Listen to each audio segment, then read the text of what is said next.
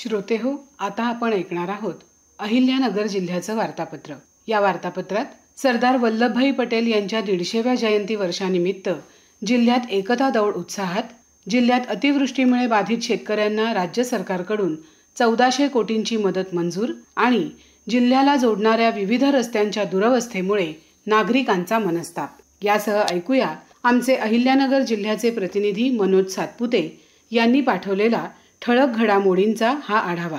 लोहपुरुष सरदार वल्लभभाई पटेल यांच्या 150व्या जयंती वर्षानिमित्त एक भारत आत्मनिर्भर भारत घडवण्याचा संकल्प करत अहिल्यानगरमध्ये राष्ट्रीय एकता दौड उत्साहात पार पडली। जिल्हाधिकारी कार्यालय, मेरा युवा भारत, जिल्हा क्रीडा कार्यालय, जिल्हा पोलीस दल आणि जिल्हा परिषद कार्यालयानं संयुक्तपणे या दौडचं आयोजन केलं होतं। मार्केट यार्ड चौकातील छत्रपती शिवाजी महाराजांच्या पुतळ्यापासून नगर पुणे मार्गानं मार्गक्रमण करत ही दौड समाप्त झाली।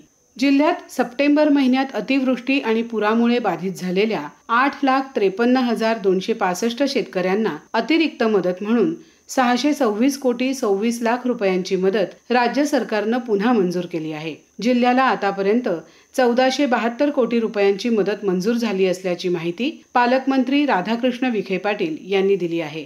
कोपरगाव तालुक्यातील शेत शिवार रस्त्यांच्या प्रलंबित प्रकरणांवर तहसीलदार महेश सावंत यांनी थेट शेतकऱ्यांच्या बांधावर जाऊन न्याय निवाडा केला आहे। गेल्या 3 महिन्यात 60 प्रकरणं निकाली निघाली असून सुमारे 45 किलोमीटर लांबीचे रस्ते मोकळे झाले आहेत। यामुळे 354 कुटुंबांची शेत रस्त्याची सोय होऊन 2000 पेक्षा जास्त शेतकऱ्यांना त्याचा थेट फायदा झाला आहे। कोपरगाव तहसीलदारांच्या बांधावरच न्याय निवाडा या उपक्रमाचं सर्वत्र कौतुक होत असून हा कोपरगाव पॅटर्न राज्यात नावाजला जात आहे। कर्जत तहसील कार्यालयानं विकसित केलेल्या निराधार मित्र या मोबाईल ॲपच्या माध्यमातून संजय गांधी निराधार योजनेतील लाभार्थ्यांना अर्ज स्थिती तपासण्याची सुविधा उपलब्ध झाली आहे। तसंच लाभार्थ्यांना मंजूर आदेश थेट घरपोच मिळणार आहे। त्यामुळे ही सेवा राज्यातील प्रथम लाभार्थी ट्रॅकिंग आणि घरपोच आदेश सेवा म्हणून राज्यासाठी दिशादर्शक ठरणार आहे। अहिल्यानगर जिल्ह्यातून छत्रपती संभाजीनगर, नाशिक, पुणे आणि बीडकडे जाणाऱ्या सर्वच रस्त्यांची खड्ड्यांमुळे अक्षरशः चाळण झाली आहे। जिल्ह्यातून जाणाऱ्या अनेक रस्त्यांवरच्या खड्ड्यांचा वाहन चालकांना मोठा त्रास होत आहे। खड्ड्यांमुळे या रस्त्यांवर अनेक अपघात होत आहेत। कोपरगावमध्ये एका युवकाचा तर अहिल्यानगर छत्रपती संभाजीनगर रस्त्यावर झालेल्या अपघातात वडील आणि मुलाचा मृत्यू झाला। यामुळे त्रस्त झालेल्या नागरिकांनी कोपरगाव, राहुरी आणि शेवगाव इथं रस्त्यावर उतरून आंदोलनं केली। सणासुदीच्या काळातही या रस्त्यांची डागडुजी झाली नाही। त्यामुळे पुण्या मुंबईकडे जाणारे प्रवासी प्रचंड वैतागले आहेत। संबंधित यंत्रणांनी या प्रकरणी लक्ष घालून त्वरित रस्ते दुरुस्त करावेत अशी मागणी नागरिक करत आहेत।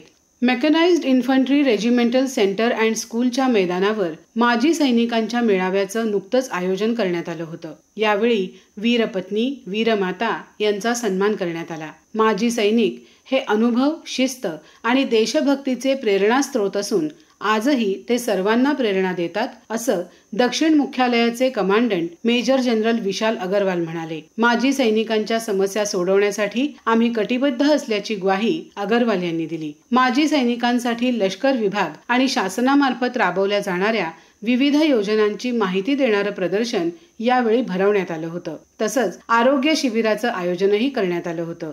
महिलांनी आपल्या अधिकारांबाबत जागृत असणं गरजेचं आहे। त्यांनी आपले अधिकार आणि हक्क जोपासले तरच सुदृढ समाजाची निर्मिती होते असं प्रतिपादन वरिष्ठ स्तर सहदिवाणी न्यायाधीश UT मुसळे यांनी केलं। प्रमुख जिल्हा सत्र न्यायाधीश आणि जिल्हा विधी सेवा प्राधिकरणाच्या अध्यक्षा अंजू शेंडे यांच्या मार्गदर्शनाखाली झालेल्या कायदेविषयक जागृती शिबिरात त्या बोलत होत्या।